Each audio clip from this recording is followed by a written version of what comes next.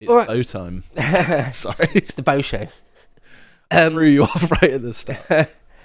So, as I mentioned at the top of the show, I considered doing a segment on Tariffs Day because in the mainstream media, it's wall-to-wall Trump tariff mania. It's like that. That is the news cycle today. If you love tariffs, it is your day today. You can on Tuesday, the 4th of April, in the year of our Lord 2025, that is the story. But I've decided not to talk about that because we've talked about it before and we're going to talk about it again. I want to talk about it again. And everyone else is talking about it, and it's not that interesting to be another voice in a sea of voices, is it? Well, I just want the market to settle down a bit so we can see. Because Monday was a crazily tumultuous day.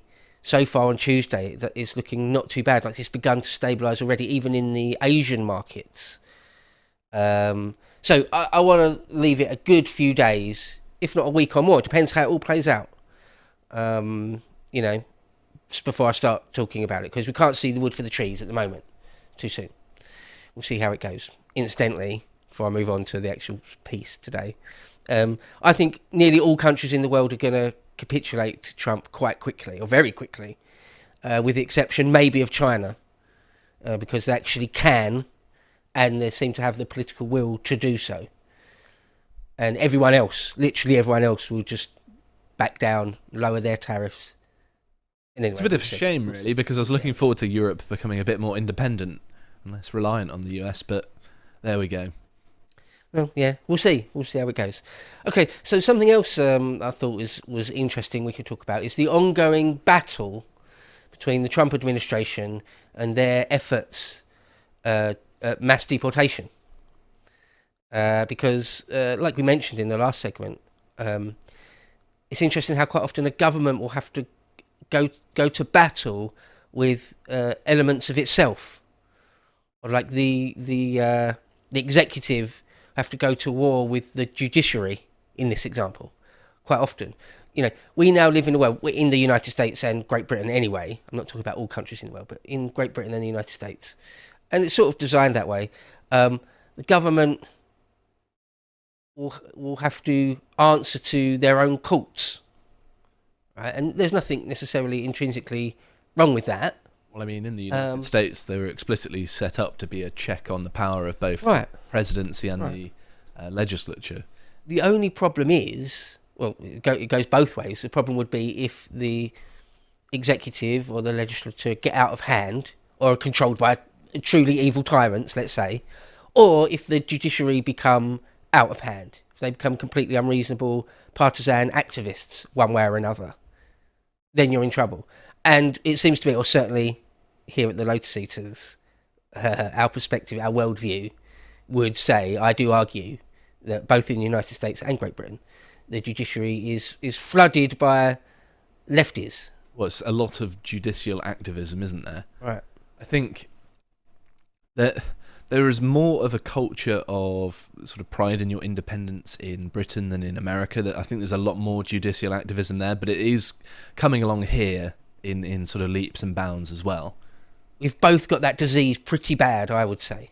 So in other words, what I'm saying here is a government might, it's not happening in Britain, but in America at least, government might try and do something based, might try and do something that's a tiny bit radical but is in the nation's interest, or might try and do something that is a little bit outside the Overton window of sort of wishy-washy liberal leftyism, and the judiciary just block it straight away.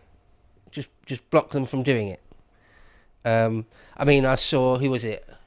It might have been David Starkey said recently that if, say, Nigel on Reform became the government, and on day one they just tried to send the Navy or the SBS into the Channel to just physically, forcefully if needs be, turn the small boats back, he said, I think it was Starkey, he said, well, good luck, the police will come round. Literally, the police will knock on number 10 and arrest you for doing that, because it's against the law.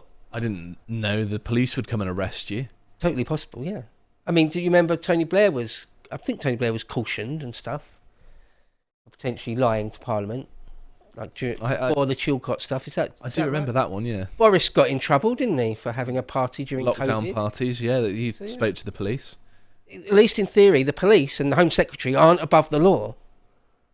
Just in practice, they are, yeah. Nearly always are, but no, it's like in America, if you were impeached, eventually the police are going to come round, right? It never got that far with Nixon, but it could have eventually. Well, he stepped down before he was impeached. Yeah, exactly. But I'm saying if it had gone that far, and he stayed in, if he'd stayed in and he'd been impeached, the next thing is he'll be prosecuted. So, blimey, yeah. It'll be the same thing with Bill Clinton, but Bill Clinton avoided it. Oh no, he didn't. No, Bill Clinton was charged and convicted, and he was removed of. When you pass the bar, you become a full lawyer. Debarred. He was debarred. Yeah, that's right. Thank you. He was debarred. He's not allowed to practice law in Arkansas. So yeah, I don't think that's harmed his career much, though. No. Senior politicians can certainly be arrested if they do something wrong. So anyway, so then you would need to, as we talked about before, or last week was it? I think was talking about how if you're going to really do mass deportations, you have to take on the civil service and the judiciary first. Mm-hmm. I mean, in Britain, I'd like to see, because we've got a Supreme Court now that Tony Blair brought in. 2009. I'll just abolish that. I'll pass legislation. Well, it's a through Parliament constitutional aberration anyway. Right. It doesn't make sense in our political system to have a Supreme Court because We've got an uncodified constitution, so we don't need a constitutional court. Yeah. It's crazy. Again, Starkey's very good on that, saying what an abomination it is. Yeah, just clear it out. Don't need it. Get rid of everything that would that would stand in the way of some activist judge somewhere. So anyway, going back to the United States and Trump, I was a little bit surprised. We did a live stream, didn't we, when the inauguration, on Inauguration Day, the inauguration speech. I was a little bit surprised that he mentioned the Alien and Sedition Acts in his inaugural speech. And having read up on it for this segment this morning, apparently he did mention it earlier on in the race. Apparently one speech he did, he actually did mention it before he won, so it wasn't the very first mention of it by him. But nonetheless, when he mentioned it in the inauguration speech, I immediately, I think the record will show, within seconds, said, "Oh, that's a John Adams thing, like very, very late 18th century thing, that's a surprise. Like, it's harking back to the beginning of the Republic, and all very nearly." But he is actually using, or trying to use that, or is going to use it. It's a weird argument from the Democrats because they're saying, "Oh, that's a really old law," and things like that. It's just like, well, the Constitution is older, and you're not going to come out and say, "Oh, well, that's really old, so we've got to ignore it." It's like you think that you'd have a stronger argument against it than that. It's like, well, it's just as much law as a law passed yesterday. If not, it's got more validity because at least it's been tried and tested for at least over 100 years or so. Yeah. So, if anything, it's more legitimate to use an older law than it is a more recent one. If you think about it in those terms, anyway. I can't think of many arguments the other way around. Yeah. Well, so what happened was Trump wanted to use those laws to deport people. And a judge, not even the Supreme Court, but just a more lowly judge, stopped it, put an embargo on that, said you couldn't do it. So the government, i.e. Trump, takes it to the Supreme Court, where there's no higher body to appeal to, and they decided it was okay to use that. Mm-hmm. I think it was like was it 5-4 or 6-3? Anyway, that'd be the partisan split, more or less, wouldn't it? Yeah, I think there was one. Well, there was one Conservative that dissented from it, but anyway, the Supreme Court decided that Trump is okay to use it. So a little bit about it. I mean, it was John Adams, like the very, very late 18th century, last couple of years of the 18th century. The United States was going through the quasi-war, which was sort of an undeclared war with France, where they were screwing with each other's shipping, and just because of geopolitics and the triangle of power between Great Britain, France, and the United States was such at that period of time. It ebbed and flowed, but at that period of time, it looked like the United States might go to war with France, or the other way around, really. France might actually declare war on. Would have been an interesting turn of history, wouldn't it? Yeah. Well, there was sort of a battle for the heart and soul of the United States, where they're going to be more British than they are French, or the other way round. So anyway. So yeah, you could have been speaking French in the United States. Could you imagine? God, there's so many. I could talk for an hour about that easily. The thing is, I really want to pick your brains about it because I don't know much about it, but I'm going to have to restrain myself. There were just different factions, like Hamilton and Jefferson.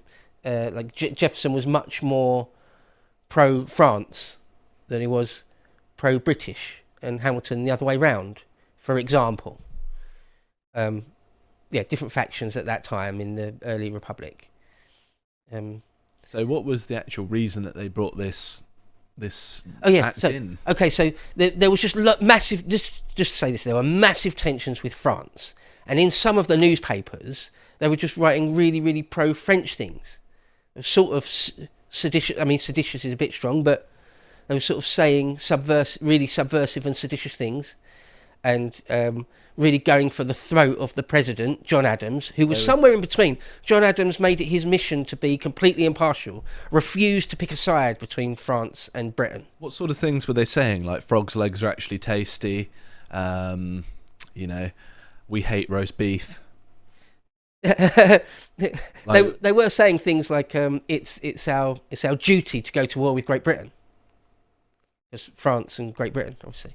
I suppose. They're saying it's our duty as Americans to help the French. Look how the French helped us in the Revolutionary War, the War of Independence. It's now our duty to pay them back. It was John Adams' policy not to have a war with anyone. Pretty good policy as far as they go. Yeah. So from his point of view, newspapers that are writing that sort of thing are seditious. And he didn't want loads of pro-French people or French people coming into the United States, because that wouldn't help him either. There are any conditions, yeah. Because they're just more likely to vote Democrat. They didn't have Democrat and Republicans. You had Democrat and Federalists, and the Democrat Party then aren't the same as the Democrat Party now, so it's a bit confusing. But anyway, John Adams did for a couple of years, crack down on sort of seditious things being written and illegal aliens coming into the country. Okay. So when Jefferson gets in 1800, he just repeals it straight away. It was one of the reasons why they won the election in 1800, on the promise that they would do that.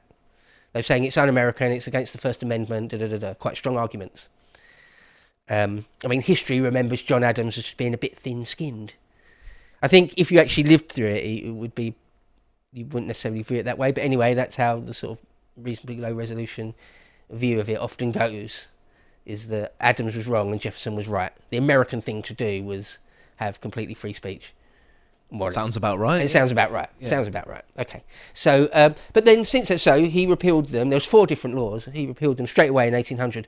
But they've been brought back periodically. So in the age of the War of 1812, when the Brits burnt down the White House in 1814. There'll be one commenter saying, actually, it was a Canadian regiment, but I don't think it was. I don't know. I see that said sometimes. I don't know whether it's true or not. I wasn't more than one regiment. I don't think it was. I might be wrong. I did a long form content with Benjamin Boyce about that. It's on our website. Go to lotuseaters.com. And go to Epoch, history tab, Epochs, and find, or just type in the search bar 1812, and you'll get a couple of hours of me talking to the great Benjamin Boyce all about the War of 1812. If Trump is watching, it was the Canadians that did it. Please don't give us a bigger tariff. It was all the Canadians. They talked us into it.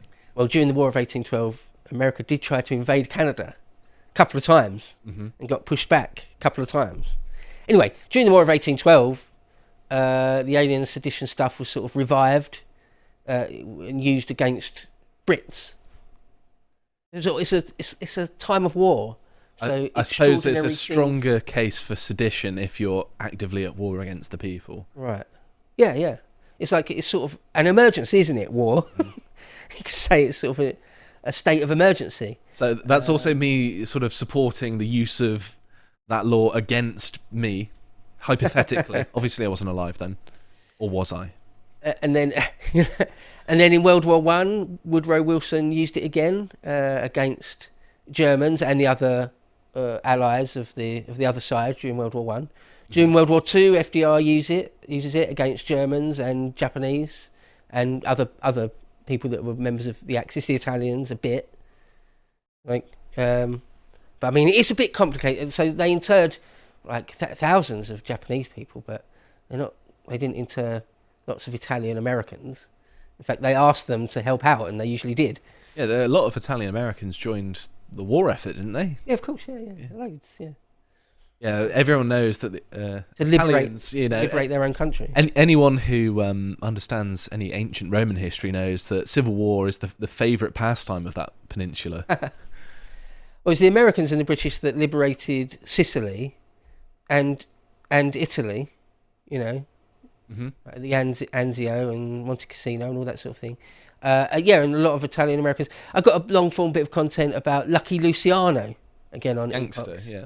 where the Americans, literally the state, goes to Lucky Luciano, the biggest gangster in the States, and said, look, you're going to be on our side, right, essentially here. You're not going to use your influence among the Sicilian and Italian American communities to sort of sabotage our docks and stuff, are you? Please. And he was like, yeah, it's fine. We can work together. Yeah. Yeah.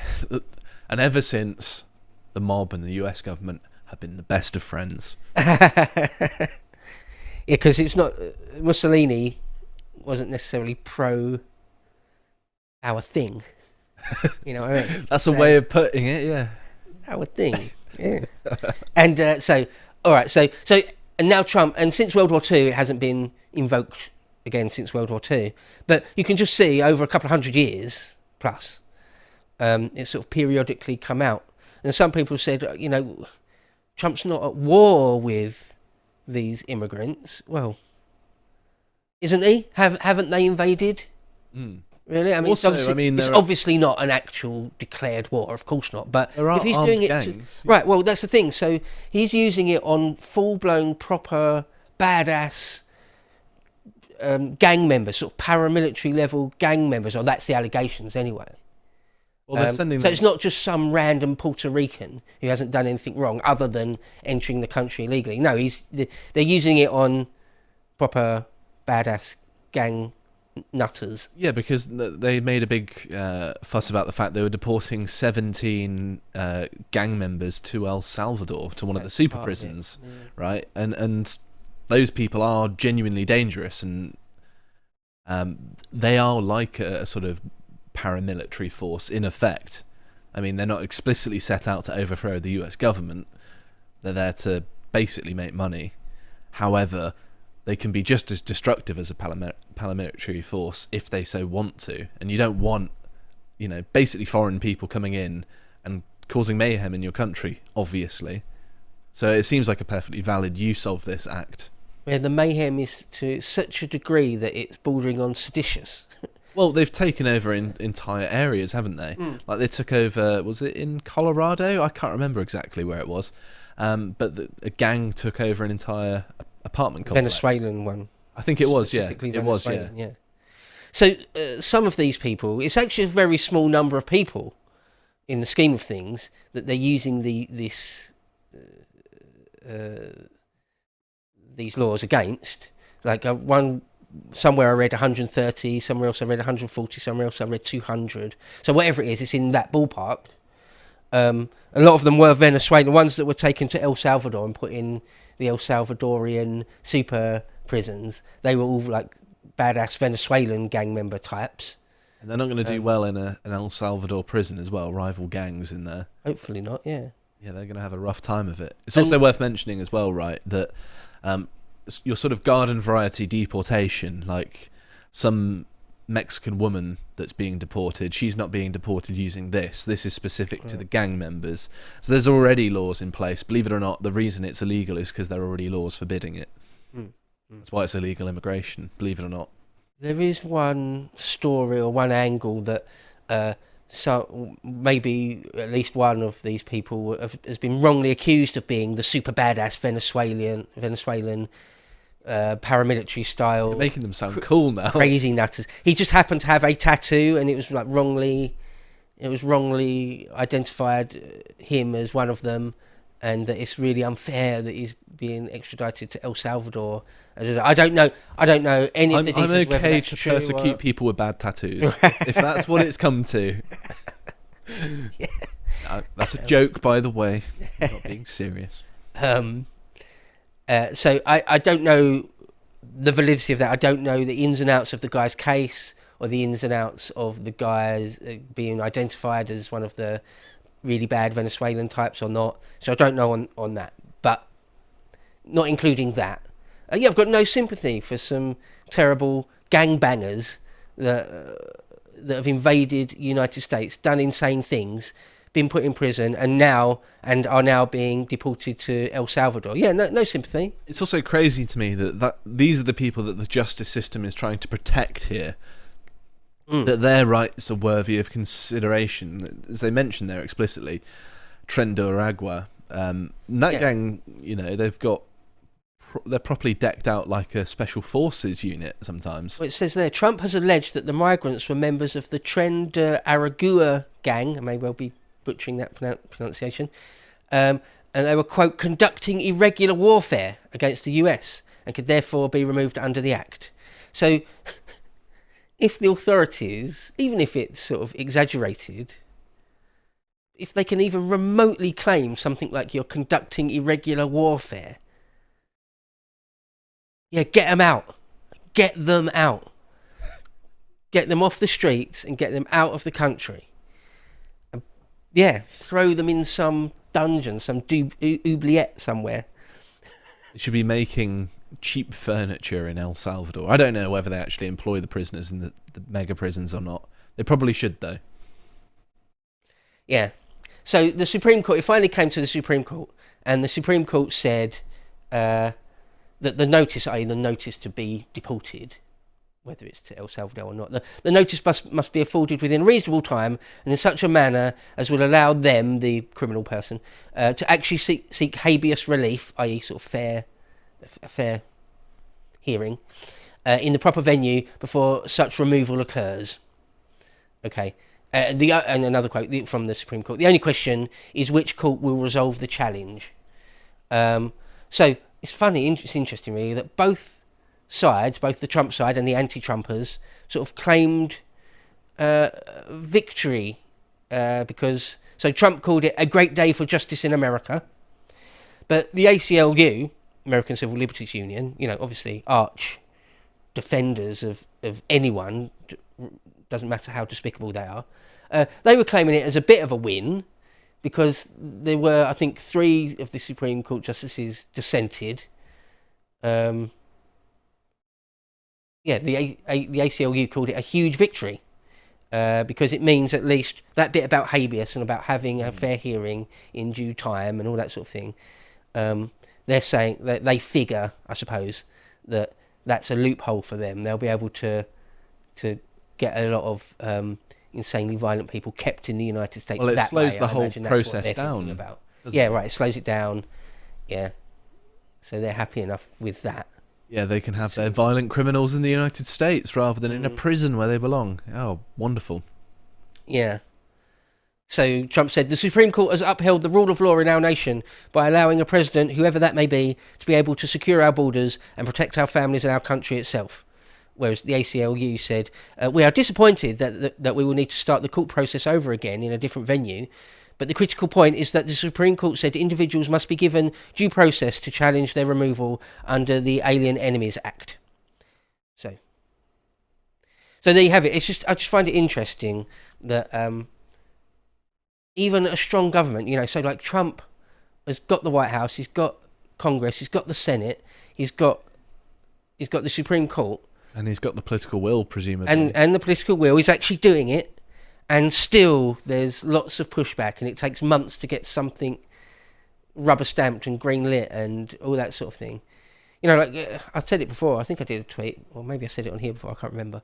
But the idea, for example, with the JFK files, is that the state has to put together a body to investigate itself, because itself is stopping itself from being honest.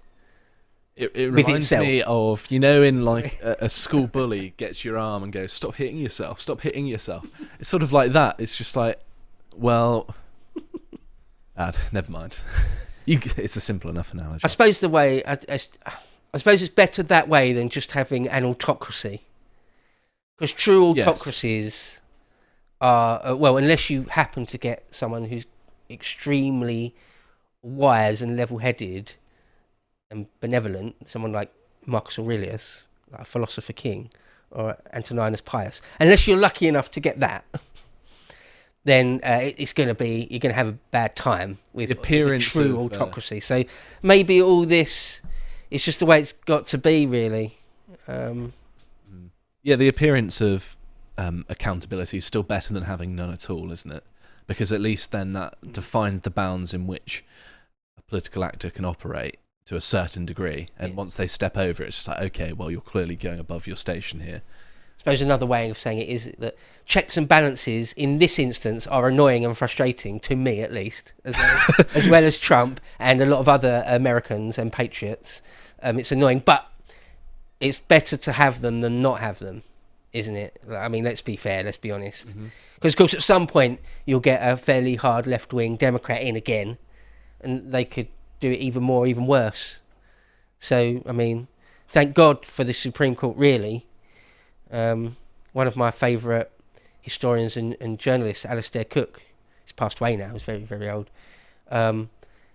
I've quoted him, I think, twice already on this podcast, where he talks about the Supreme Court.